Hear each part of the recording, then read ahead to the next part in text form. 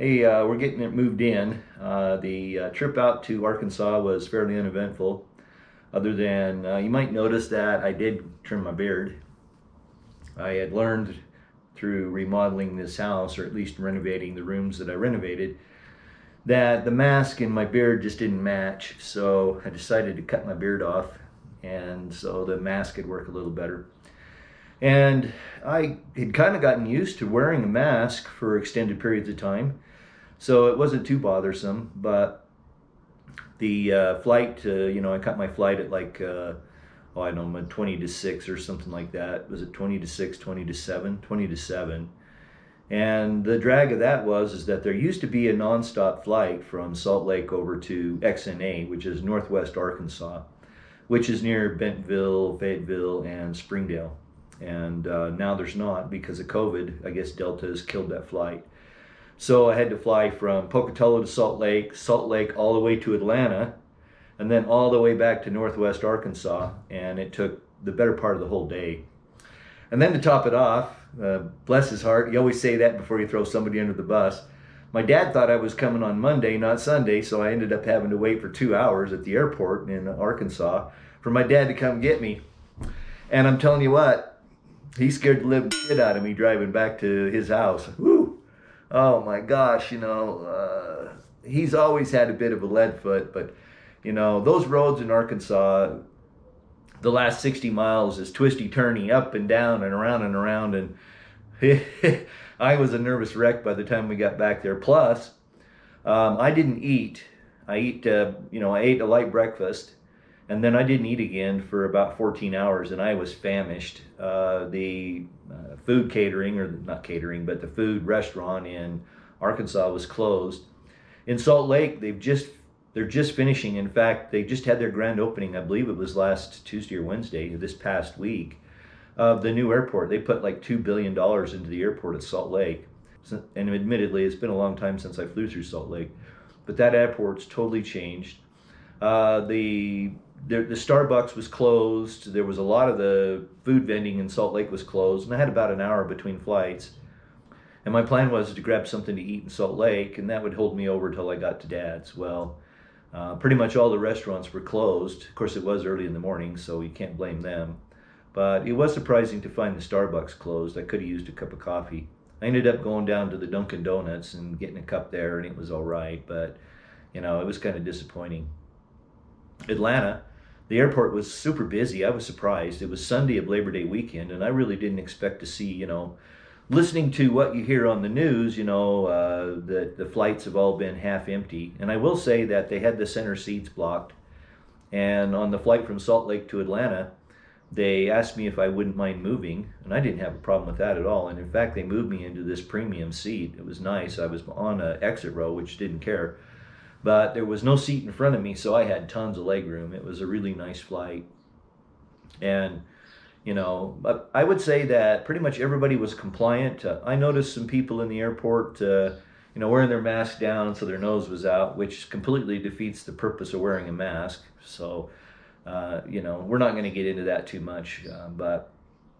And then, I had a really nice visit with Dad. We visited for a couple days. I upgraded his computer to Windows 10, did some other work for him while I was there, because I am the computer geek for the family. And then my brother came over and helped me load out on Wednesday afternoon. I will say this, that the U-Haul I got, although it only had like 23,000 miles on it, was filthy. About an hour into the drive on my way back from Arkansas up in Missouri at Mount Vernon, I think it was, I had to stop and get a wiper blade because it was raining, and I only bought one because I'm a cheap ass, and I figured I'm only going to replace the one wiper blade, so I replaced the driver's window, the driver's side wiper blade, so it would work better. But it pretty much rained for about 600 miles. I drove from Arkansas to Burlington, Colorado. It took me, I guess it must have been 12 hours because I was stopping, somewhat regularly. Then I drove from Burlington, Colorado back to Pocatello. It took me about 23 hours total to make the drive.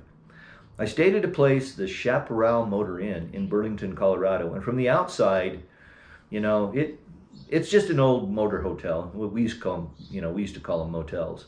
And it was, from the outside, I was looking for a cheap room, and I figured I wanted to drive about 11 or 12 hours the first day and do about the same the second day.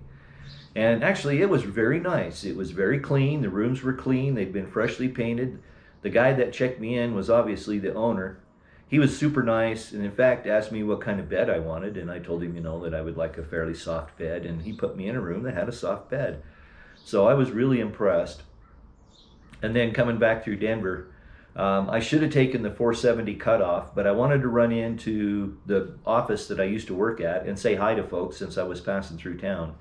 So I ended up having to go into the I-25, I-70 interchange. And oh my God, from Aurora all the way to that interchange, which is probably 20, 25 miles, it was a freaking mess. They're doing construction on it. And, we were down to 2 lanes when there's usually 4.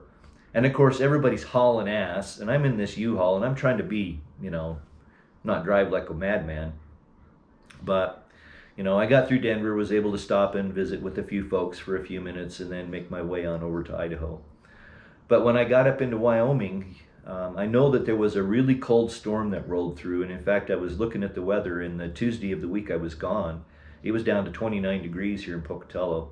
And there was snow in Wyoming. And in fact, there was snow along a lot of the road through Wyoming. You could tell that it had been one hell of a storm up there.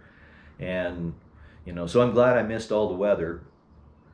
But my friends Tom and Chris came over on Saturday and helped me get most everything in. It took only about an hour to load all of the stuff out of the truck and get it into the house here. And then I've spent the last several days putting the house together. I did have one little problem. I discovered that my waterbed mattress, and yeah, I'm an old hippie, I've got a waterbed. I've had a waterbed off and on for my whole life. But it had been chewed up by a rat, and so it was destroyed. It destroyed the bladder that goes inside, and so I have that coming today, hopefully. I just kind of finished putting the bed, getting it together so I could put the bladder in and start getting it filled. It's going to take a couple days to warm up anyway. I'm going to say thanks for watching. I sure do appreciate it. If you're not a subscriber, be sure and subscribe. Got a lot of great content coming your way. Your support of my Amazon store is still amazing. There's a link in the description below if you'd like to support the channel. Remember, you pay the same price, but I get a little bit of commission from Amazon, and every little bit helps, that's for sure. Don't forget to like the video, give me that thumbs up. Those are super valuable. Thumbs up means that people like it, and YouTube is more likely to suggest the video to other viewers. Your questions or comments are always welcome. I try to get back to you as soon as I possibly can. But for now, I think it's time to go. Thanks for watching. I sure do appreciate it. Till we get together next week, peace.